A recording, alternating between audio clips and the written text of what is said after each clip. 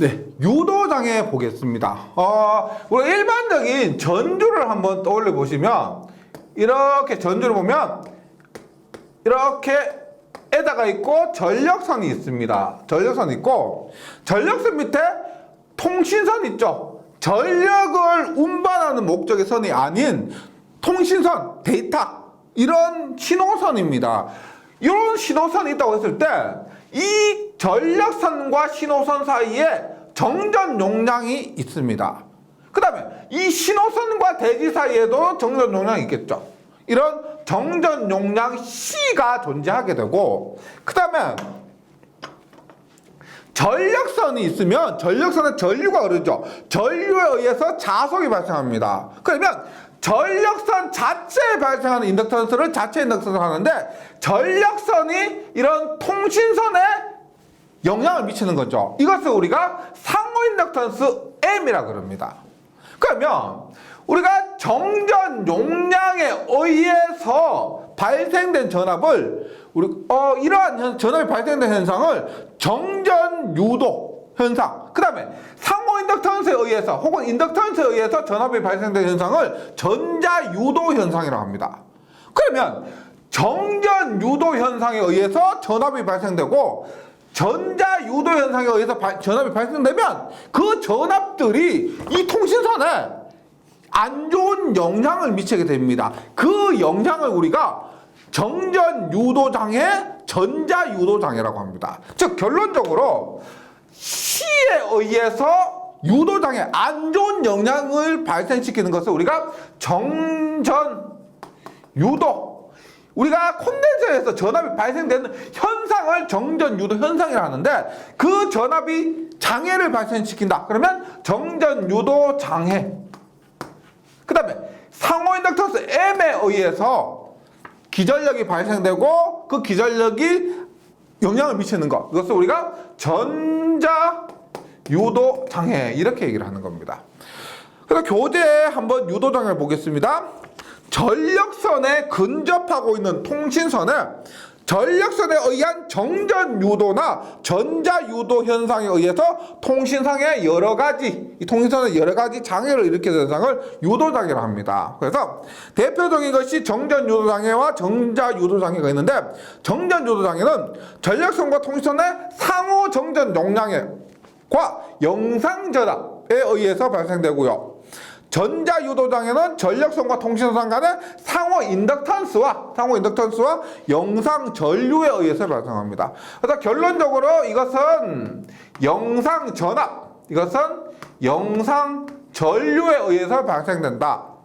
그 다음에 고조파 유도 장애도 있는데, 이것은 말 그대로 고조파에 의해서 발생되는 장애인데, 이 정전 유도 장애나 전자 유도 장애에 비해서는 그 영향을 미치는 정도가 작기 때문에 이것은 우리가 뭐 명칭만 기억을 해주시고요. 우리가 이번 시간에 따로 공부를 하진 않겠습니다. 유도장애 종류라고 하면은 정전 유도장애, 전자 유도장애, 고조파 유도장애가 있고, 이번 시간에는 정전 유도장애와 전자 유도장애 위주로 공부를 해보도록 하겠습니다. 먼저 정전 유도 장애입니다. 정전 유도 장애는 교재에 있는 그림을 보시면 전력선 옆에 있는 통신선에 전력선과 통신선 사이에 우리가 그 C값이 있죠. C값이 발생하는데, 이것을 우리가 상호 정전 용량이 존재하게 됩니다. 그 다음에 전력선 자체는 대지와 전력선 사이에 대지 정전 용량이 존재를 합니다. 그래서 정전 유도 전압은 송전선로의 영상 전압이라는 것은 땅과 대지와 그 선로 사이의 전압을 얘기해요. 그 영상 전압과 통신선 간의 상호 커패시턴스의 불평형에 의해서 통신선에 정전적으로 유도되는 전압을 얘기하고, 얘는 고장시뿐만 아니라 평상시에도 발생합니다. 근데 이것은 평상시에 발생하는데 그 크기가 크진 않습니다. 무시할 정도는 아니지만 크진 않아요. 그래서 이 부분에 대해서는 단상과 3상으로 나누어서 한번 보도록 할게요. 일단 단상에서 정전 유도 장애를 보겠습니다. 그럼 보세요. 일단 교재는 것처럼 이렇게 전력선이고요. 이렇게 전력선이 있고 여기 통신선이 있습니다. 이것을 그림으로 이렇게 그려봐요. 지금 이 사이에 대지전압 E가 존재를 합니다. 그 다음에 이 전력선과 통신선 사이에 상호정전 용량이 존재하고 이 통신선 자체 대지정전 용량이 존재하죠. 그래서 그림상에서 어떻게 되어 있냐면 얘가 전력선, 통신선과 대지입니다. 그러면 전력선과 통신선 사이의 정전 용량, 이것을 우리가 CAB라고 하고요. 통신선과 대지 사이의 정전 용량을 CB라고 합니다. CB. 그 다음에 이 전력선 자체의 정전 용량을 CA라고 하고 전력선에 걸리는 전압을 E라고 합니다. 그럼 얘를 우리가 등가회로를 그리면 이렇게 되겠죠. 등가회로 그리면 이렇게 보세요. 이 CA에는 E의 전압이 전체가 걸립니다. 그래서 CA는 무시해도 되고 여기에 E의 전압이, 그 다음에 여기에 CAB의 정전 용량이, 그 다음에 여기에 CB의 정전 용량이 이렇게 연결된 이 회로를 이렇게 등가 회로를 그릴 수가 있습니다. 그러면 여기에서 우리가 고려해야 될 것은 뭐냐면 이 통신선에 걸리는 전압이에요. 통신선 여기에 걸리는 전압. 이 통신선에는 전압이 걸리는 것이 아니고 우리가 데이터만 공급하는데 얘가 전력선 옆에 있다 보니까 본의 아니게 전압이 걸리게 되더라는 겁니다. 그러면 그 전압이 걸리면 전압에 의해서 전류가 흐르고 그 전류가 정전 유도 장애를 일으킨다. 이런 의미예요. 그러면 지금 우리가 계산해야 될 것은 여기에 걸리는 ES입니다. ES. 근데 보세요. 우리 이런 거 있죠. 전기 자기학 과목에서 공부를 하게 되는데 V고요. C1이고 C2입니다. 여기가 V1이고 V2예요. 보세요. V2는 여기에 걸리는 전압은 C1 플러스 C2분의 여기에 걸리는 전압은 뭐? 이것 C1 곱하기 전체 전압이야. 그다음 콘덴서 2에 걸린 전압은 C1 플러스 C2분의 C1 곱하기 전체 전압입니다. 그러면 여기에서도 보세요. ES 통신선에 걸리는 전압 ES는 얼마? CAB 플러스 CB분의 얼마? 여기에 걸린 전압은 남의 거 CAB 곱하기 전체 전압입니다. 즉 우리가 전력선 옆에 있는 통신선에 걸리는 전압, 생기게 되는 전압이 CAB 플러스 CB분의 CAB 곱하기 전체 전압이 된다. 그리고 이 전압이 발생하니까 여기에 전류가 흐르고 그 전류에 의해서 정전 유도 장애가 발생한다. 이렇게 이해해 주시기 바라겠습니다. 네. 그 다음에 3상인데 3상은 뭐 계산 과정이 굉장히 어렵습니다. 복잡하고 그 과정을 알 필요까지는 없어요. 그래서 결과식 정리해 주시면 되겠습니다. 3상을 볼게요. 우리가 보통 이렇게 R에서 T가 있고요. 여기에 통신선이 있다고 했을 때 이 사이에 정전 용량 CA, 이 사이에 정전 용량 CB, 이 사이에 정전 용량 CC가 있습니다. CC가 있고 통신선 자체의 정전 용량이 우리가 CS라고 했어요. CS. 이렇게 하면 CI, CB, CC가 병렬이면은 얘를 우리가 하나의 C라고 하면 하나의 C, 이 전체의 정전 용량을 C라고 하면 어떻게 해요? C는 어떻게 된다? CCC에서 3C라고 보시면 돼요. CA도 C, CB도 C, CC도 C라고 하면 전체 정전 용량은 3C가 됩니다. 그럼 앞에서 마찬가지로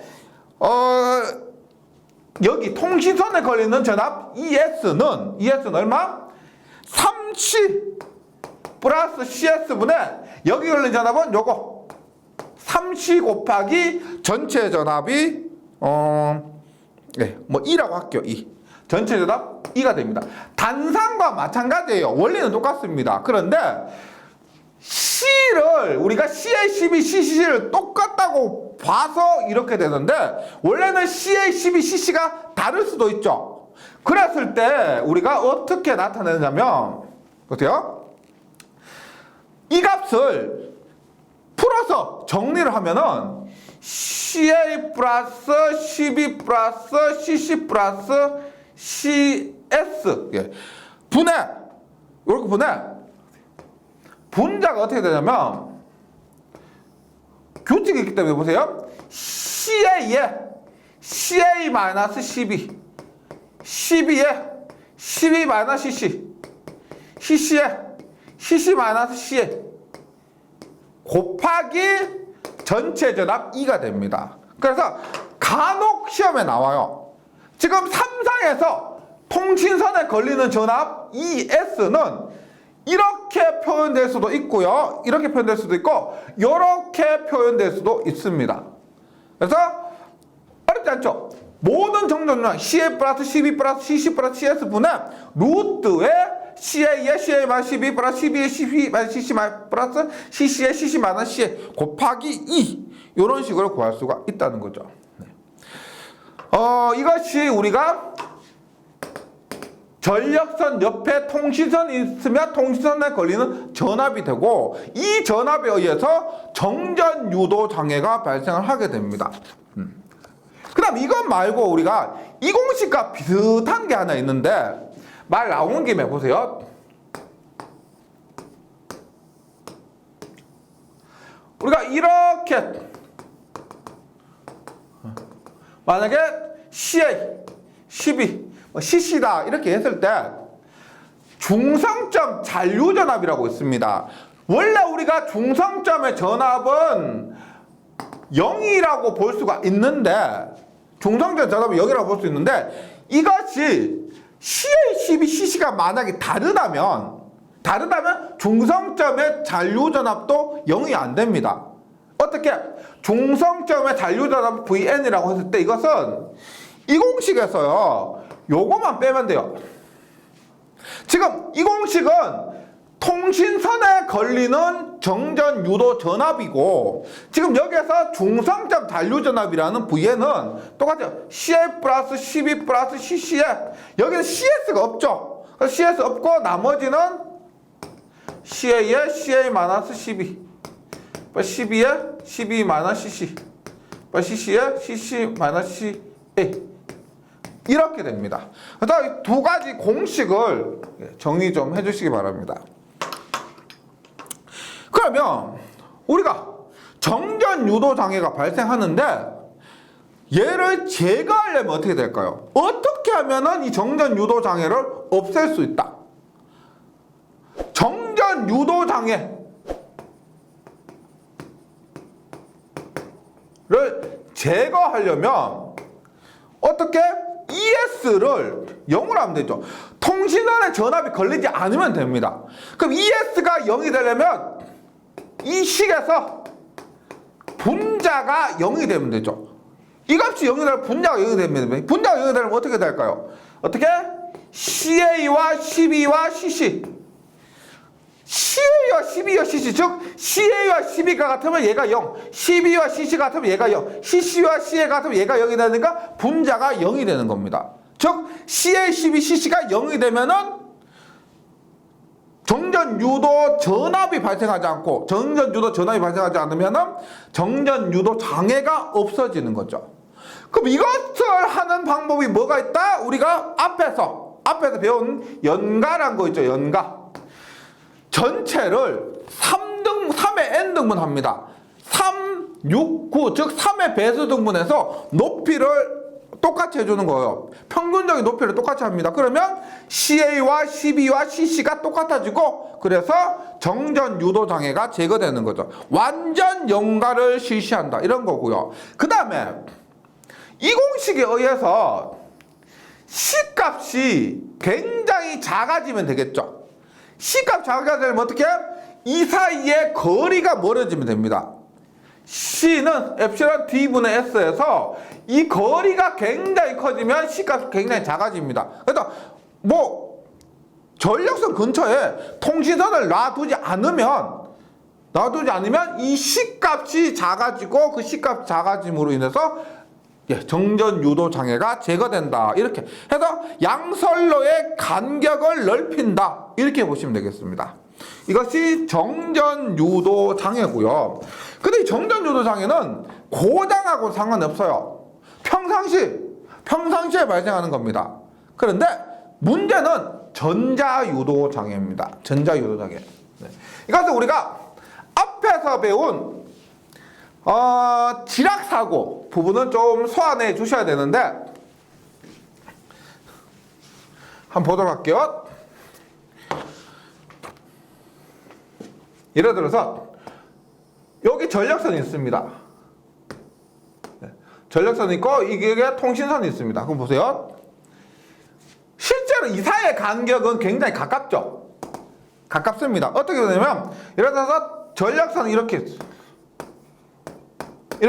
여기에 통신선이 있으면 이 사이의 간격은 굉장히 가깝고 이 사이의 간격은 굉장히 멀어요. 멉니다. 그랬을 때 제가 그림은 단순히 가깝다고 이렇게 그렸습니다. 그랬는데 일단 여기에 A상 전류 I에 여기에 B상 전류 IB 여기에 C상 전류 IC가 흐릅니다. 그러면 IA에 의한 상호 인덕턴스 M, IB에 의한 상호 인덕턴스 M, IC에 의한 상호 인덕턴스 M이 존재하게 되고 우리가 보세요. L에 의한 전압, 전자유도 전압은 우리가 V, L은 XL 곱하기 I죠. 전압은 저항 곱하기 전류인데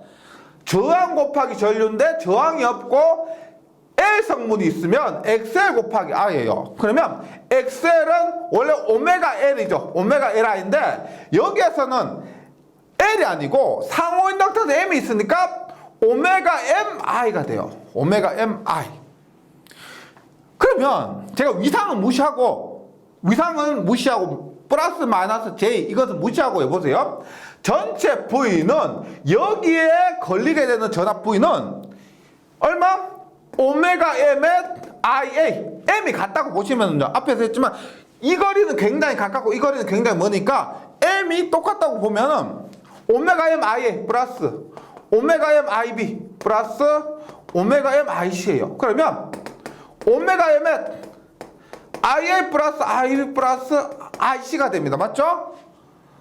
그런데 평상시에 IA 플러스 IB 플러스 IC 얼마예요? 평상시에 0이죠. 따라서 평상시에는 문제가 발생하지 않은, 고당이 발생하지 않은 상태에서는 이 값이 0입니다. 문제가 없어요. 근데 언제 문제가 있느냐? 지락사고가 발생했을 때. 지락사고가 발생했을 때 얼마? 오메가 M에 지락사고 발생했으면 IA 플러스 IB 플러스 IC 요거 얼마였어요? IG 지락전류인데 오메가 M에 IG 지락전류 얼마? 3I0였죠. 3I0 이렇게 됩니다. 이렇게. 그래서 평상시에는 문제가 없습니다. 전자유도전압이 발생하지 않는데 지락사고가 발생하면 오메가 M IG 혹은 오메가 M 3I0만큼의 전자유도전압이 발생하는 거예요. 그래서 이렇게 보세요. 이 M은 보세요. 오메가 M의 3I0인데 이 상호 인덕턴스 M은 몇 미리헬리 퍼 킬로미터입니다. 1km당 이만큼의 상호 인덕턴스를 가져요. 따라서 전체 길이는 얼마?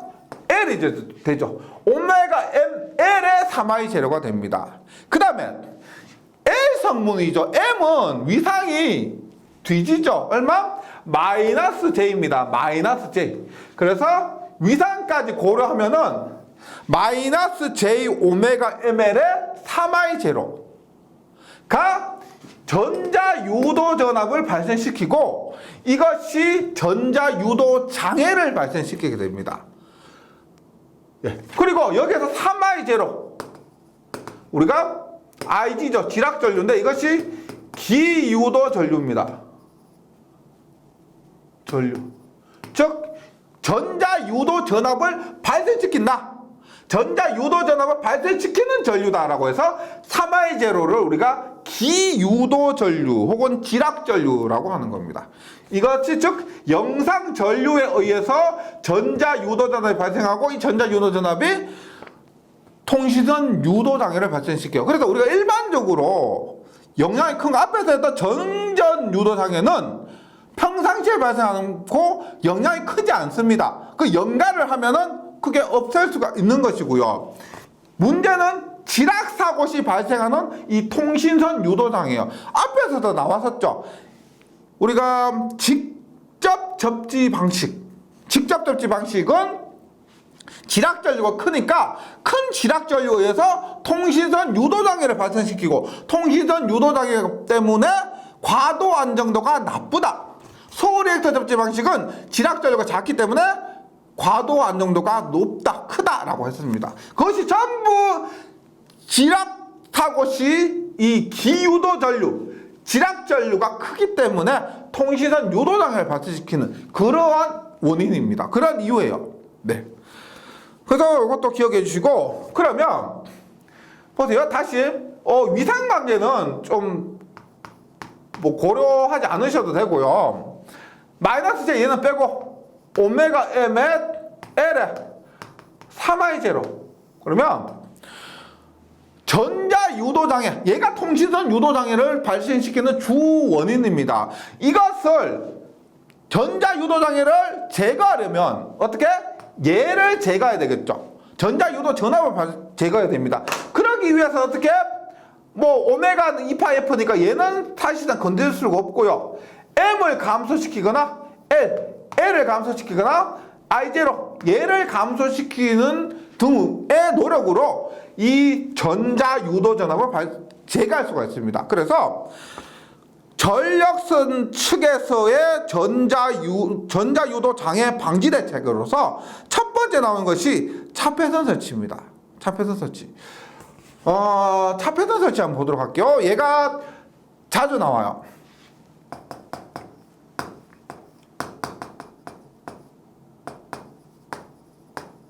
이 차폐선 설치가 뭐냐면 대략적으로 원리가 이렇게 됩니다. 얘가 전력선입니다. 그 다음에 얘가 통신선이에요. 통신선이고 전력선과 통신선 사이에 이렇게 양쪽을 땅으로 접지한 차폐선을 설치해요. 차폐선 설치합니다. 그러면 보세요. 우리가 전기 자기학에서 렌즈의 법칙이라는 게 있습니다. 이렇게 볼게요.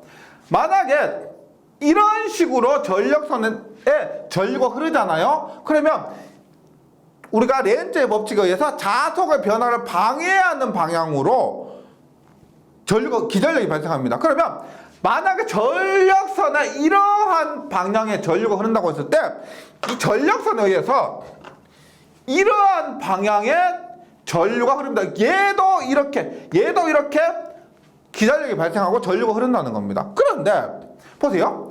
전력선에 의해서 이러한 방향으로 전류가 흐르게 되는데 이 전력선에서 차폐선에 이렇게 전류가 흐르죠. 그러면 차폐선에 이런 전류가 흐르면 이 차폐선에 의해서 여기에 반대 방향으로 이러한 전류가 흘러버리는 겁니다.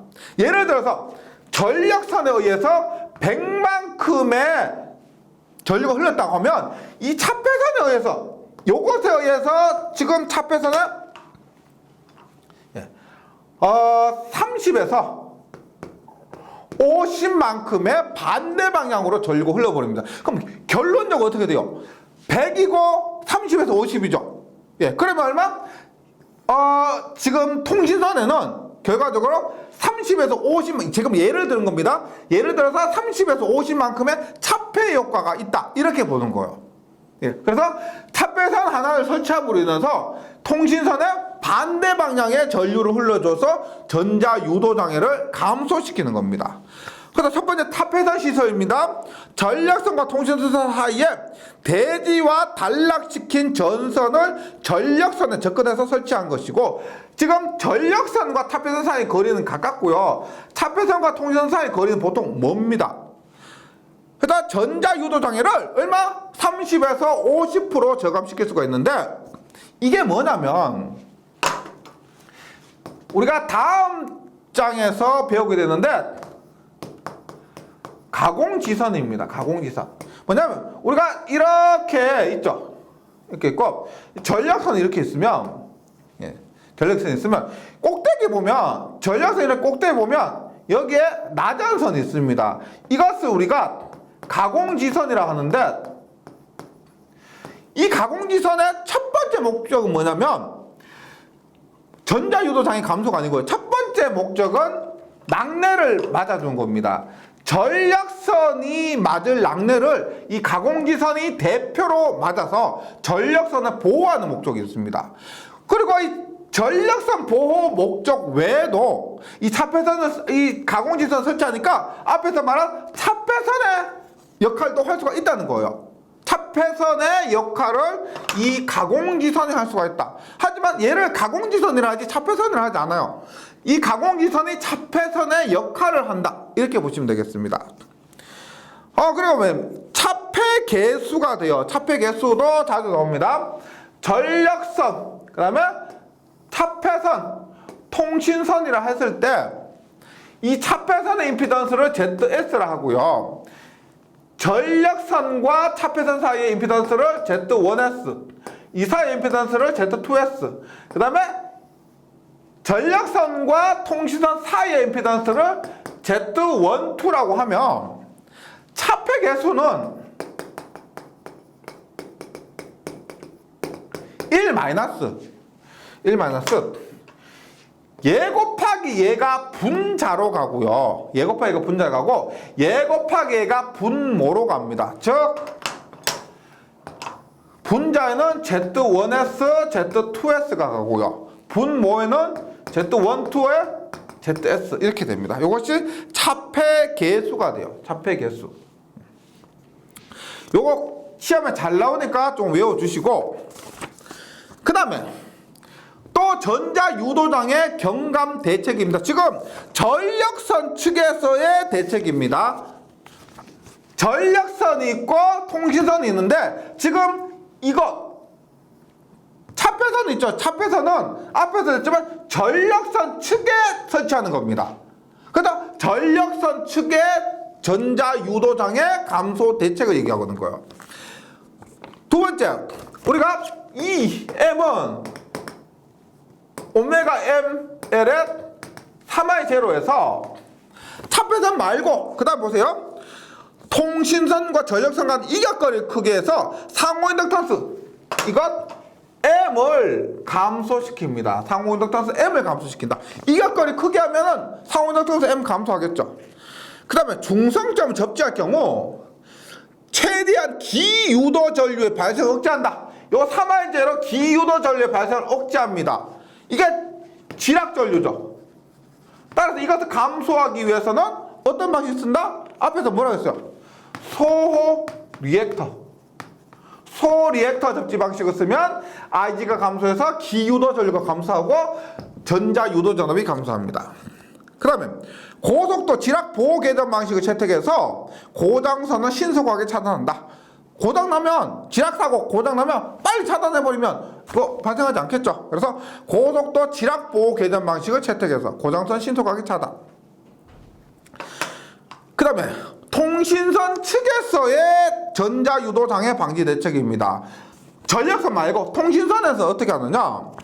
첫 번째, 통신선의 도중에 중계 코일, 절연변압기를 넣어서 구간을 분할한다. 병행길이 단축입니다. 즉 어떻게 이렇게 변압기를 통해서 이렇게 구간을 이렇게 분할하는 거예요. 어떻게? 길이 있죠, 길이. 이 L을 감소시킬 수가 있겠죠. 통신의 도중에 중계 코일 절연변압기란 것은 1차 측과 2차 측, 그 다음에 이 선로와 선로를 구분하는 겁니다. 분리해준다. 이런 것이 전원 변압기예요. 그럼 연피 통신 케이블을 사용한다. 케이블이 있는데 이것이 도체고요. 절연물이고 마지막에 이렇게 연피로 된 케이블을 사용하면 용량이 적다는 겁니다. 보호막, 차폐를 주는 거죠. 이러한 목적으로 연피 통신 케이블을 사용할 수가 있고, 그 다음에 성능이 우수한 피래기를 설치한다. 피래기는 통신선에 이상 전압이 발생했을 때 그것을 땅으로 대지로 배출해 버리는 겁니다. 이상 전압이 있으면 그 전압을 땅으로 배출해 버리는 거죠. 그래서 전자유도 장애가 발생했다, 전자유도 전압이 발생했다, 그때 그 전압을 땅으로 배출해 버리는 것이 우수한, 성능이 우수한 피래기, 이렇게 보시면 되겠습니다. 그래서 여기까지 해서 우리가 정전유도 장애와 전자유도 장애였고요. 뭐 제가 중요한 부분 위주로 정리해 주시고, 대부분이 계산 문제보다는 말 문제로 나오게 됩니다. 어떤 때는 말 문제가 계산 문제보다 더 어려울 때도 있어요. 제가 뭐 중요하다고 언급 드린 부분 위주로 좀 정리를 해 주시고요. 그 다음에 마지막으로 안정도가 있습니다. 안정도.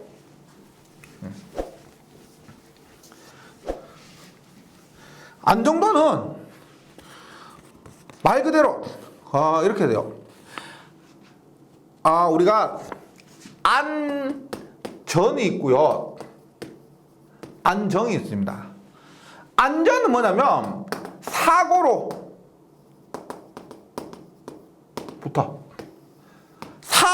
안전하다, 이렇게 보시면 되겠죠. 안전하다. 안정은 뭐냐면 변함없다, 일정하다. 즉 안정도가 높다는 것은 이렇게 돼요.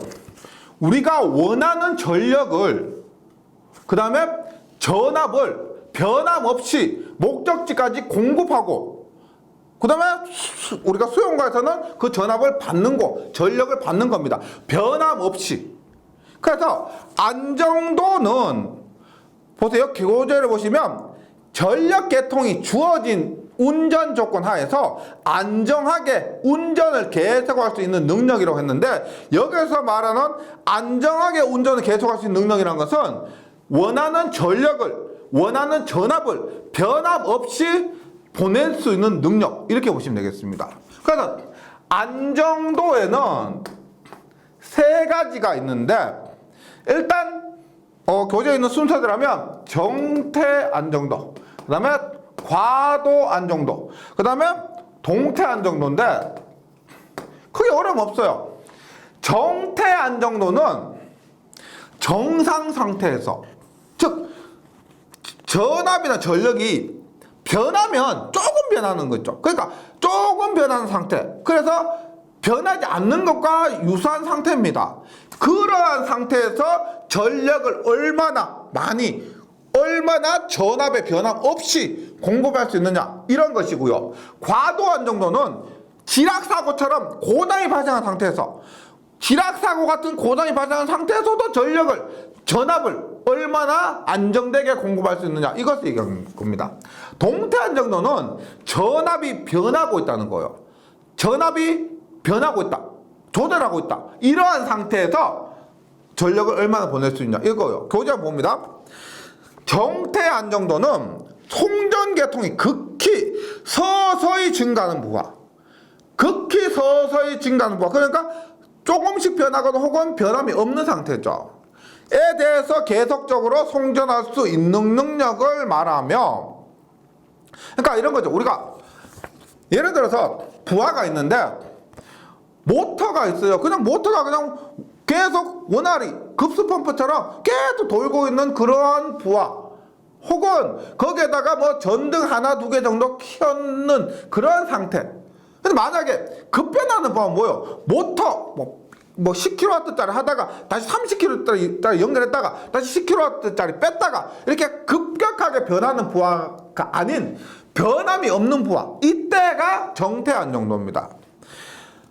그리고 안정도를 유지할 수 있는 극한의 송전 전력을 정태 안정 극한 전력이다. 정태 안정 극한 전력이다. 개념이 어렵지 않죠. 과도 안정도입니다. 과도 안정도는 계통에 고장사고와 같은, 그러니까 80%가 지락사고니까 지락사고 생각하시면 됩니다. 그런 고장사고와 같은 급격한 외란이 발생했을 때에도 탈주하지 않고 새로운 평형 상태를 회복하여 송전을 계속할 수 있는 능력을 말하며, 이 경우에 극한 전력을 과도 안정 극한 전력이다 라고 합니다. 우리가 과도한 정도는 앞에서 나왔죠. 일선 지락사고 시 과도한 정도가 최대다. 소홀해서 접지. 과도한 정도가 나쁘다. 직접 접지입니다. 그 다음에 과도한 극한 전력도 어디에 나오냐면 전력 원선도에서 알 수 없는 것, 코로나 손실, 과도한 극한 전력, 이런 것으로 나왔습니다. 그 다음에 동태 안정도는 고속 자동 전압 조정기, 오토 볼테이지 레귤레이터라고 합니다. 그래서 AVR을 보통 고속 자동 전압 조정기라고, 이러한 자동 전압 조정기로 동기계 여자 전류를 제어할 경우 전압을 조정하고 있다는 겁니다. 전압을 조정하고 있을 경우에 정태 안정도를 동태 안정도라고 합니다. 그래서 정태, 과도, 동태입니다. 앞글자 따서 보통 다음 주 안정도의 종류가 아닌 것은 정태, 과도, 동태, 상태. 예. 그럼 사람들이 과도한 정도로 답을 찍어요. 왜? 정태, 동태, 상태, 태태태라고 해서 과도한 정도가 태자 없다고 해서 이거 찍는데, 과도한 정도의 세 개는 정태, 과도, 동태입니다. 예. 어렵지 않으니까 정리해 주시고, 그럼 안정도의 향상 대책, 안정도가 제가 대충 말해서 그렇지만 굉장히 중요하겠죠.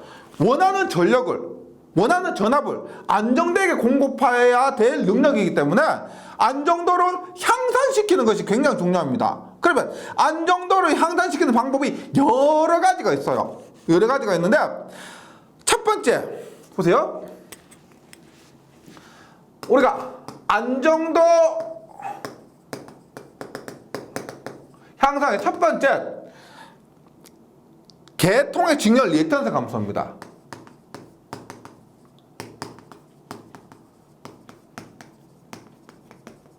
감소. 이것도 우리가 이렇게 보시면 돼요. 앞장에서 P는 X분의 VS, VR, 사인 델타인데, 전력을 많이 보낼 수 있으려면 이 리액턴스 값이 작아야 전력을 많이 보낼 수 있죠.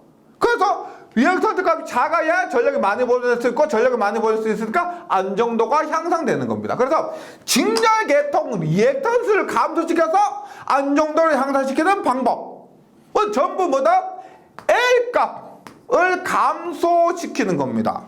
그러기 위해서 첫 번째, 리액턴스가 적은 기기, 발전기나 변압기가 리액턴스 L값 혹은 X값이 적은 기기를 사용하는 것. 그 다음에 복도체 및 병행 다회선 방지 채용. 복도체 사용하며, 그 다음에 병행 다회선 방지 채용하면 L값이 감소하죠. 그래서 안정도가 증가하고, 직렬 콘덴서 삽입, 콘덴서를 삽입하니까 L값이 감소하게 됩니다.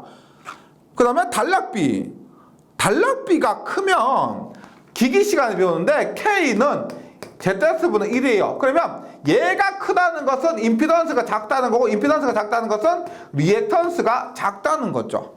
예, 이러한 방법으로 안정도를 향상시키는 것이 계통의 직렬 리액턴스를 감소시켜서 안정도를 향상시키는 방법이고, 두 번째, 전압 변동 제어입니다. 전압이 변화하면 안정되게 공급하기가 어렵죠. 그래서 전압이 많이 변화하면 안정도가 낮아집니다. 따라서 전압을 변동하는 것을 막아주는 거죠. 그러한 방법이 뭐냐? 소국 여자 방식 채용. 소국 여자 방식은 뭐냐면, 부하가 변하면 여자가 자속을 공급하는 겁니다. 자속을 빨리 변화시켜요. 자속을 빨리 변화시키면 전압이 원하는 값으로 조정이 되는 겁니다. 그래서 전압이 변하는데 소국 여자 방식을 채용하면은 빨리 그 전압의 변동에 빨리 대처를 할 수가 있는 것이고요. 그래서 전압 변동이 적은 겁니다. 계통의 연계, 앞에서 했었죠. 연계입니다. 연계를 하면은 우리가 한국전력 계통, 그 다음에 신재생 에너지 계통을 함께 사용하게 되면은 원활한 부하가 급변하더라도, 부하가 변하더라도 변하지 않는 전원을 공급할 수가 있다. 이렇게요. 중간 조상 방식은 뭐예요? 조상 방식.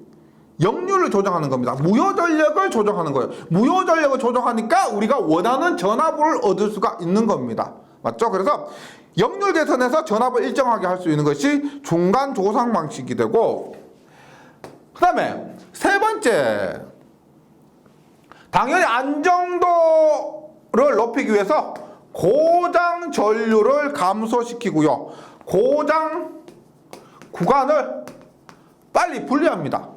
예, 그런 방법으로는 고장 전류를 줄이기 위해서는 대표적인 것이 지락전류. 지락전류 줄이는 것보다 소리액터 접지 방식이죠.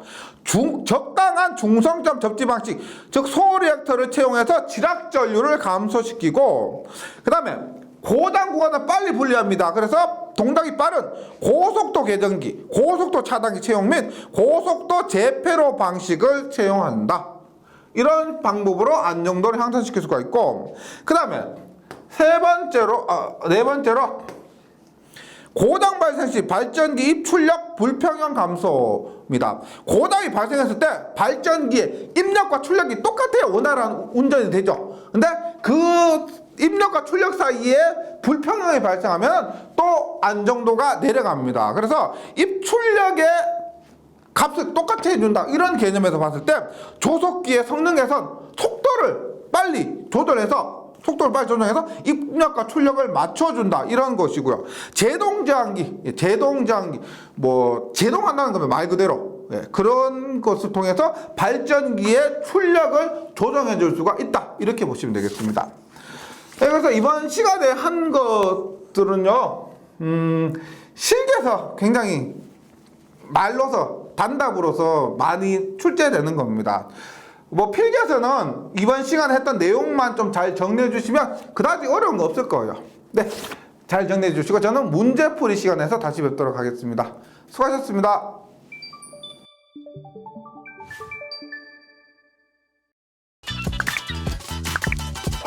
저기